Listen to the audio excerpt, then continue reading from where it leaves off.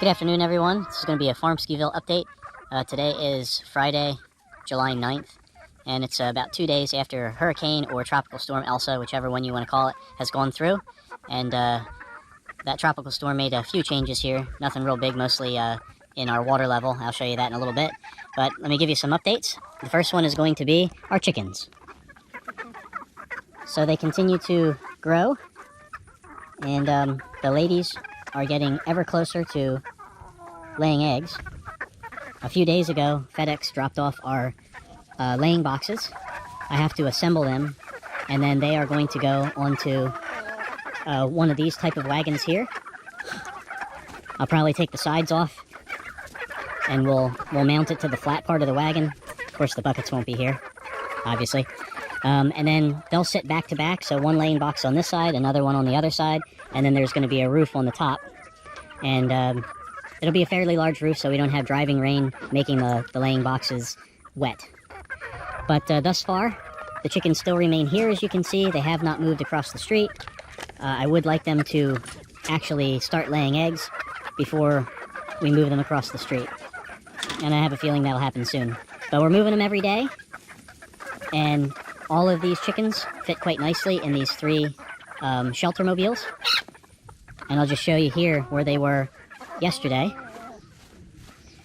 So we got their manure, and we got feathers, but it doesn't smell. It doesn't have a bunch of flies buzzing around it, and when it rains, it breaks their fertilizer apart and distributes it quite nicely. I couldn't get that out. We do have some storms in the area. I know the percent chance of rain gets higher in the next hour or two, and we've seen a little lightning and heard some thunder. It's hot out here, it's humid, it's soupy, very normal. And I'll have to probably move their feeders underneath the shade mobiles here soon. So before we go out to the pasture, I want to introduce you to the newest member of the Farmwskiville family. He's right over here. Looks like the chickens are going to follow me. Crazy, crazy chickens. And here he is. His name is Bucky. Hi, Bucky. He's our goat. The neighbor had 3 goats, I believe it was, and they have some dogs that were thinking they were playing with their goats and kind of tore them up. And they were really concerned about this one, and so now he's with us. Isn't that right, Bucky? Yeah, he's with us. He might be tangled a little bit here. We assign him into a tree during the day. I'll show you his little home that he lives in at night.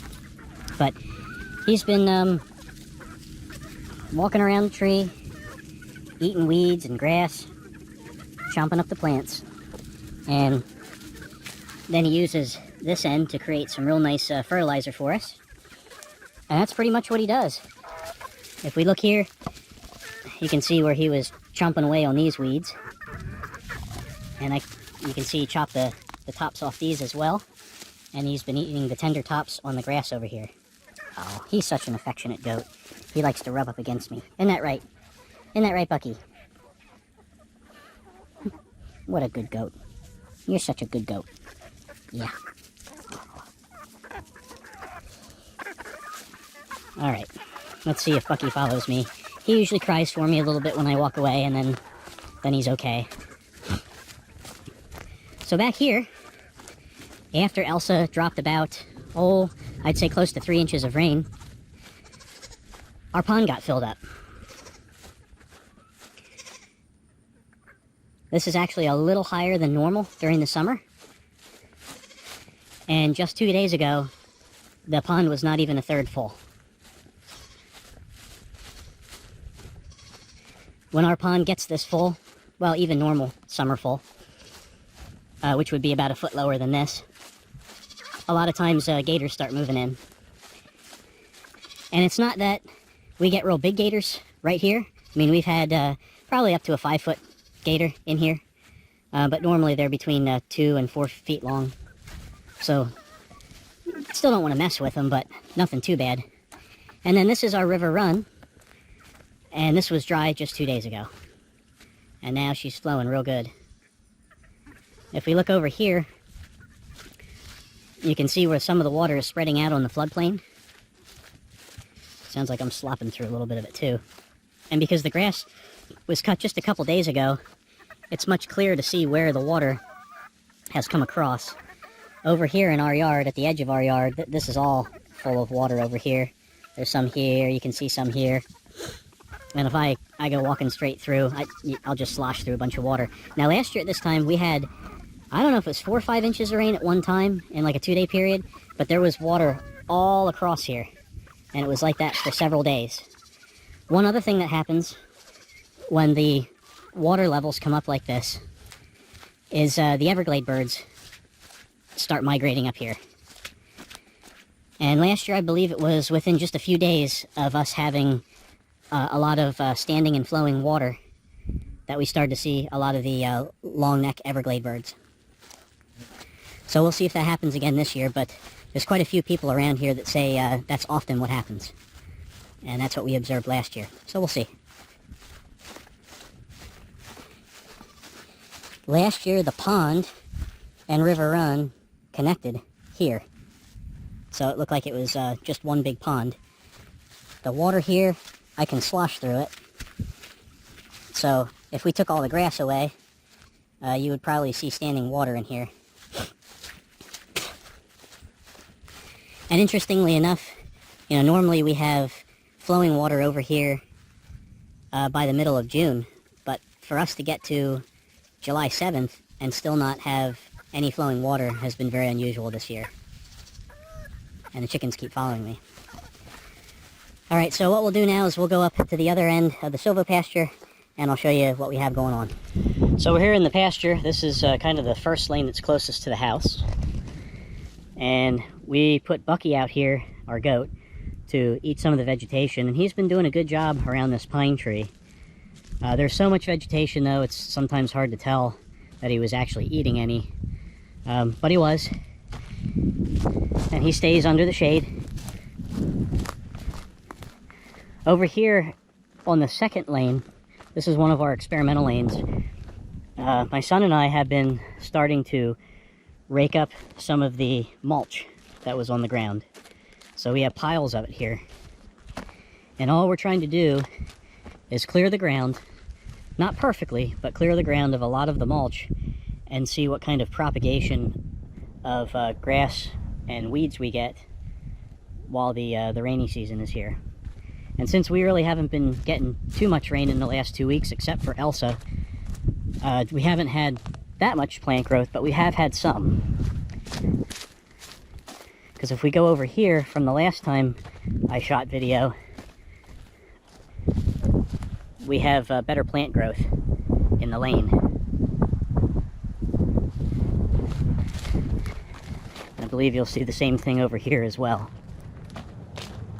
Yeah, here you can really see it's getting better. So we have some grasses coming up like this, and then we have a bunch of these weeds that are growing. Of course, we have some palmettos coming up as well, but not nearly the amount that were originally here. And over here, this is where the southern part of the stream goes across the back of the property. So if I show you with my finger, like right back behind this tree, or right on the other side of this tree by about, I don't know, 10 feet, there's a stream back there, and you can see the water coming in and filling in low spots. It's not really flowing, it's basically standing water, but it's all in here and over here. Here is some of the extra palmetto roots I've been able to get out of the ground. Here's some more I was working on from the other day.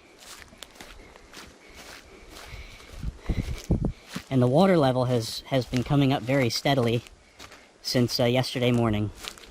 And I think it's starting to rain a little bit, come to think of it. Yeah, there's more water here than there was yesterday. It's all in here and coming across here too.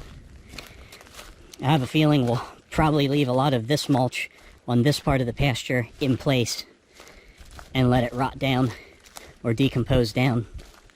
And over here, I used to be able to walk up to this area yesterday, but now it has all filled in here, and the stream is right over here and it just works its way in here. So, also, I can't show you real easily from here, but this oak tree right here, this big one, that's where I thought the water goes to. It goes almost twice as far that direction. So I'll show you that.